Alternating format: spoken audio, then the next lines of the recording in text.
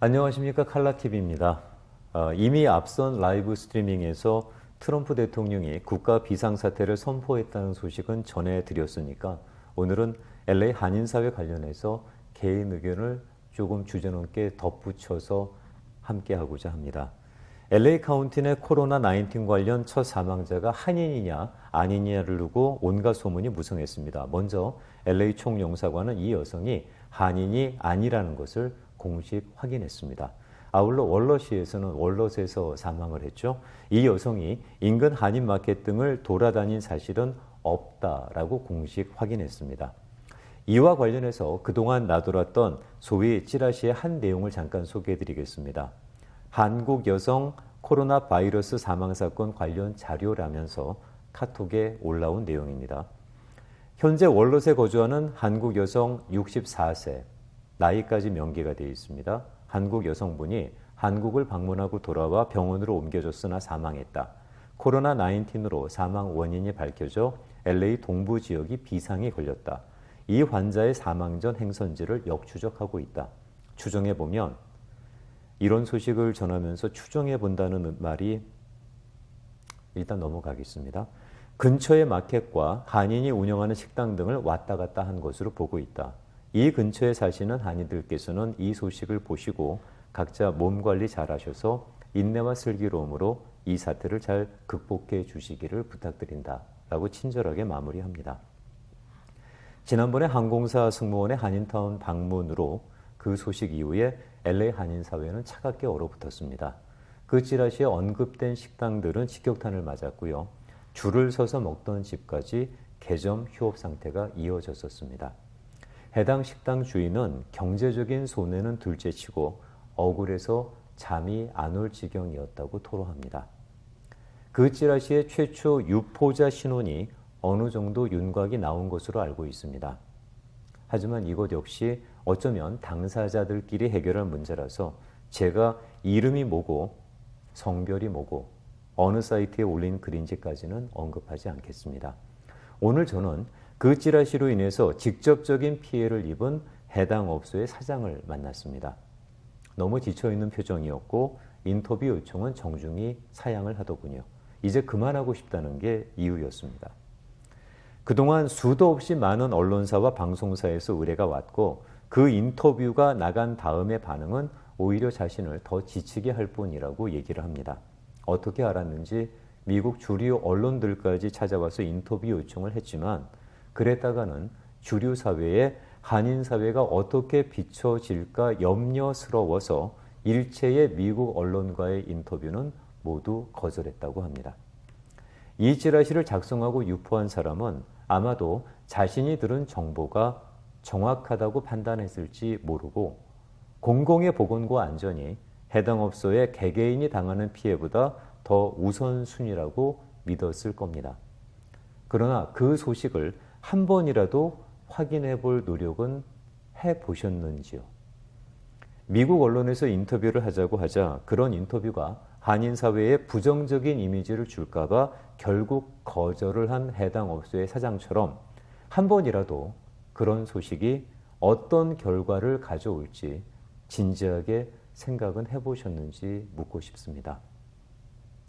승무원 찌라시, 코로나 확진자가 모 마트에 나타나서 쇼핑을 했다는 찌라시, 그 마트의 상호명과 위치까지 정확히 명기하는 바람에 그 마트는 엄청난 홍역을 겪어야 했습니다.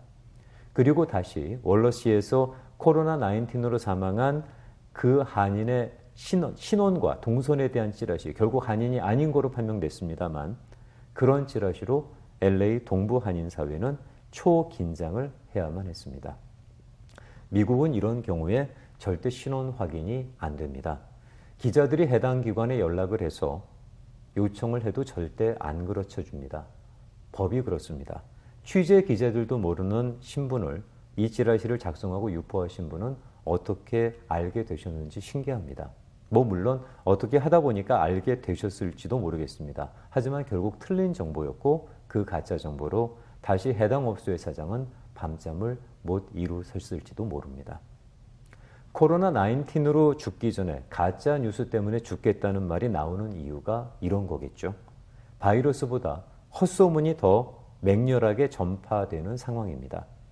바이러스가 사람을 죽이는 게 아니라 헛소문이 지역사회를 죽이고 있는 셈인 거죠. 가짜 뉴스도 그렇게 믿는 사람에게는 어쩜 표현의 자유일 수 있습니다. 거침없이 말하라. 그것은 권리다. 미국의 수정헌법 제1조에서 말하는 자유는 우리가 혐오하는 생각에 대해서도 인정하는 자유라고 배웠습니다. 그 자유를 존중합니다. 그리고 그것이 미국의 힘이라고 믿습니다. 그러나 지금은 그 자유에 책임과 신중함이 더해지면 어떨까라는 아쉬움이 있습니다. 공공의 안녕, 표현의 자유, 우리는 그 가치의 위대함을 믿습니다. 그리고 그 책임도 함께 느껴야 하는 게 또한 지금이라고 생각합니다. 함께 상생하는 가치를 증명하는 게 SNS의 순기능이라면 이런 가짜 뉴스의 확대 재생산은 피하고 싶은 SNS의 역기능이라고 하겠습니다. 진정으로 코로나19과의 전쟁에서 이기고 싶다면 주변을 혼란시키고 이웃을 아프게 하는 행위부터 조심했으면 하는 바람입니다. 손을 씻고 마스크를 쓰고 악수를 피하고 사람 많은 곳에 가지 않는 개인 위생처럼 내 말과 행동이 그리고 판단이 어떤 결과를 초래할지 한 번만이라도 더 생각해보는 정신위생이 지금은 더욱 절실할 때가 아닌가 싶습니다. 제가 너무 모질게 말하고 있나요? 당신이 믿는 것을 존중합니다. 분명 이유가 있어서 그랬을 겁니다. 당신은 이 싸움에 도움을 주길 원하는 마음이었을 거라고 믿습니다. 그런데 유감스럽게도 도움이 아닌 피해가 됐습니다. 결과가 피해라고 해서 당신의 의도까지 의심하고 싶은 마음은 없습니다. 그런 이유로 찌라시로 피해를 입은 해당 업소의 사장은 법정까지는 가고 싶지 않다고 말을 합니다. 당신도 우리처럼 열심히 어렵게 사는 이웃일 텐데 응징한다고 피해가 회복되는 것도 아닌데 주류 사회 보기에 한인 사회 민망한 일은 안 하고 싶다고 했습니다. 혹시나 어떤 소식이나 정보를 듣게 되면 LA 한인의 핫라인으로 연락을 해서 이 소식이 진짜인지 가짜인지 확인해 달라고 요청하시면 됩니다. 그럼 진위 여부를 조사하게 됩니다. 그러라고 그런 단체가 있습니다. 전화번호는 밑에 명기해 놓겠습니다. 이 작은 한인 사회가 그런 성급함과 경솔함으로 흔들리지 않도록 서로 도움을 주었으면 도움을 주는 그런 분위기면 좋겠습니다. 바이러스의 공포보다 가짜 뉴스의 확산이 더 무섭다는 말이 너무나 가슴 아프게 들려왔던 오늘이었습니다.